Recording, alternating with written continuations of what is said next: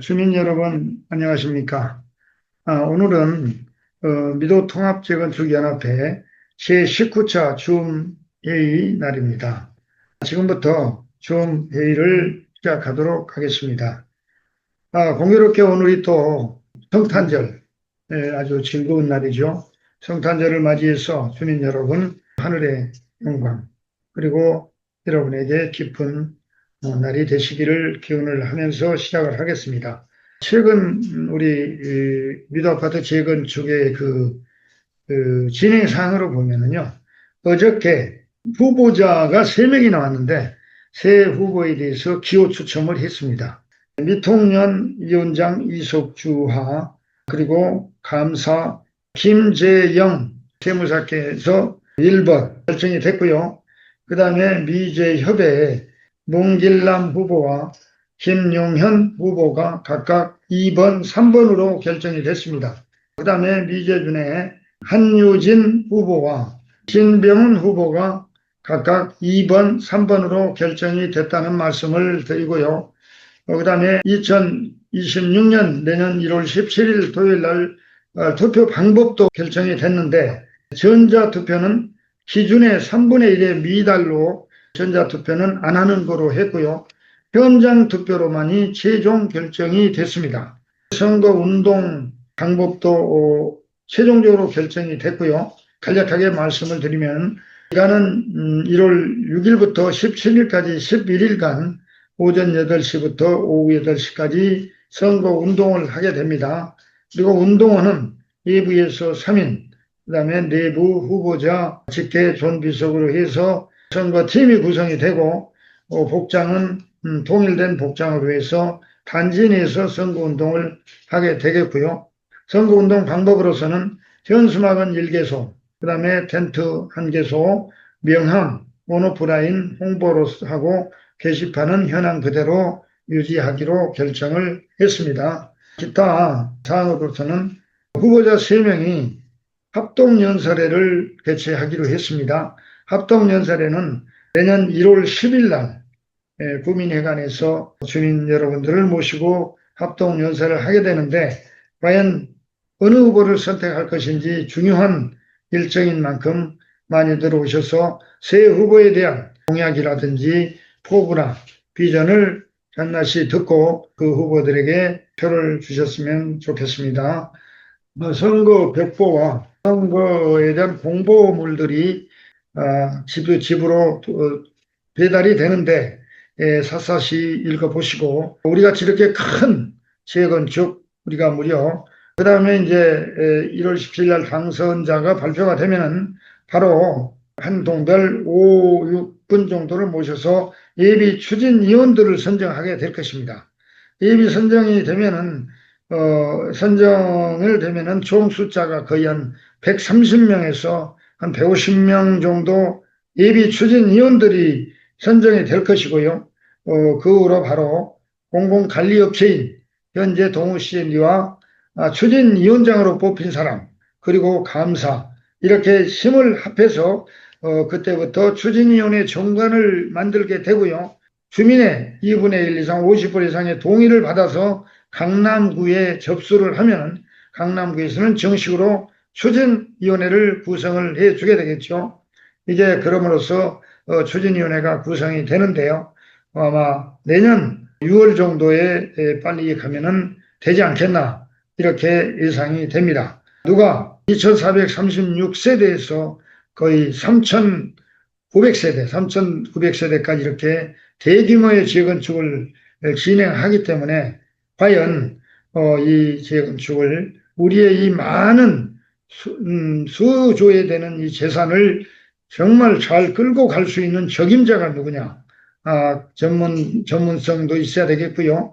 그 다음에 행정력이라든지 정치력, 그 다음에 기술도 설계도 있고, 그에 대한 감리도 있고, 공사도 이렇게 세분화가 되는데, 어느 한 부분에 치우치지 말고, 이 여러 부분의 그 전문성이라든지, 행정력이라든지, 인허가라든지, 시공이라든지, 설계나 감리를 해본 능력이라든지, 사실 이 많은 부분이 이 다 갖춰진 정말로 이 큰 단지를 제대로 끌고 갈 사람이 누군지를 주민 여러분들께서는 엄정하게 선택을 해 주셔야만 되겠습니다. 그러기에 그 합동연설에도 중요성이 있으니까 그렇게 알고 계시고요. 위원장이 되더라도 서로 협조해서 주민 동의를 50%를 받아가지고 추진위원회를 받아서 조합 설립 준비를 해야 되겠죠. 추진위원회가 구성이 되면은 이제 그때부터 조합 설립에 대한 준비를 하게 됩니다. 이것도 조합 설립을 만약에 추진위원회 구성이 돼서 조합 설립까지 기간이 있기 때문에 어느 기간, 이 유효 기간이 지나면은 또 이 사업이 상당히 지연이 되기 때문에 전부 힘을 합해서 아마 조합 설립을 했는데 조합 설립의 동의율이 또 70%나 됩니다. 그리고 각 동, 우리가 21개 동인데 21개 동에서 2분의 1 이상 동의를 받아야 되고요. 상가 포함입니다. 전체 70%, 대지 면적의 70%의 이 동의율을 확보를 해서 조합 설립을 하게 됩니다. 그다음에 조합 설립을 하게 되면은 시공자를 선정을 하게 되고요. 시공자가 선정이 되면은 이제 그 다음으로서는 통합심의를 하고 통합심의 다음에 사업 인가를 받고 다시 관리 처분 이렇게 재건축은 하나하나 사설이 진행이 되겠죠. 그리고 이렇게 진행이 되는 과정에서 주민들의 그 동요라든지 주민들께서 단합이 중요합니다. 사실 빨리 가는 재건축이 바른 재건축이라는 말도 있기 때문에 여러분들께서는 지금 이렇게 하나하나 진행되는 우리 미도 아파트 재건축에 많은 협조를 바라면서요. 오늘은 제가 간단하게나마 설명을 드렸고 마지막 그 한 가지 말씀을 드릴까 하면 잠시 전에 어떤 주민께서 저한테 질문을 해서 그 부분에 대해서 답변을 해드린 내용을 간단하게 말씀을 드릴까 합니다. 한 10년 전인가요? 10년 전에 아들에게 70%, 딸에게 30%를 증여를 했다고 합니다.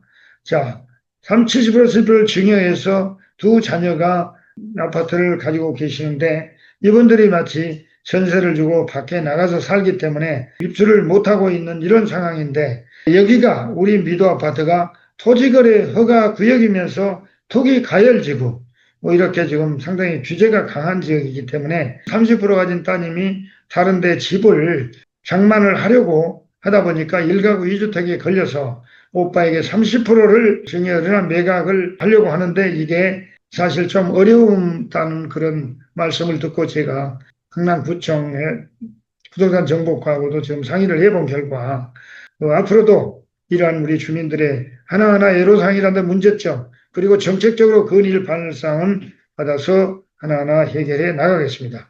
그게 바로 추진위원장이나 감사나 앞에 리더자들의 그런 몫이 아닌가 이렇게 생각합니다. 여러분 그럼 오늘 성탄절임에도 불구하고 주회의에 참석해 주신 여러분께 감사드리며 오늘은 저는 오늘 여기서 마치고 다음 시간에 뵙도록 하겠습니다. 감사합니다. 안녕하십니까. 미도 주민 여러분, 성탄절 잘 보내셨는지요? 저는 이번 미도 아파트 재건축과 관련한 예비추진위원회 선거와 관련하여 예비감사 후보로 출마한 세무법인 열림 대표세무사 김재영입니다. 어제 강남구 주간 후보들 기호 추첨해서 예비감사로서는 제가 1번에 당첨되어 저의 예비감사 후보 선거 기호는 1번입니다. 저는 세무사로서 우리 주민들의 세무상 궁금한 점 등을 언제 어디서나 상담해 드릴 준비가 되었습니다. 항상 주민과 함께 하겠습니다. 오늘도 세금과 관련하여 현재 가장 이슈가 되고 있는 점을 몇 가지만 말씀드리고 마치고자 합니다. 지금 현재 가장 이슈가 되고 있는 게 부동산 보유세 개편 논의가 되고 있습니다.